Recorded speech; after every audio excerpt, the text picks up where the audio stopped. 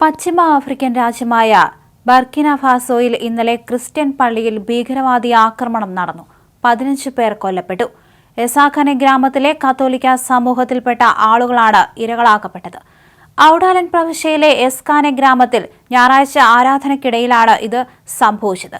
മാലിയുടെ അതിർത്തിയോട് ചേർന്ന് തോക്കുധാരികൾ ഇസ്ലാമിസ്റ്റ് തീവ്രവാദികളാണെന്ന് സംശയിക്കുന്നതായി ഒരു പള്ളി ഉദ്യോഗസ്ഥൻ സൂചിപ്പിച്ചു.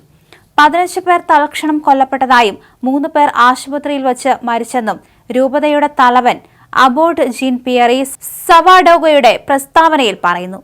ഈ വേദനാജനകമായ സാഹചര്യത്തിൽ വിശ്വാസത്തിൽ മരിച്ചവർക്ക് വേണ്ടി, മുറിവേറ്റവരുടെ രോഗശാന്തിക്കായി, ദുഃഖിതരായ ഹൃദയങ്ങളുടെ ദൃഢീകരണത്തിനായി ഞങ്ങൾ പ്രാർത്ഥിക്കുന്നു, പ്രസ്താവനയിൽ പറയുന്നു.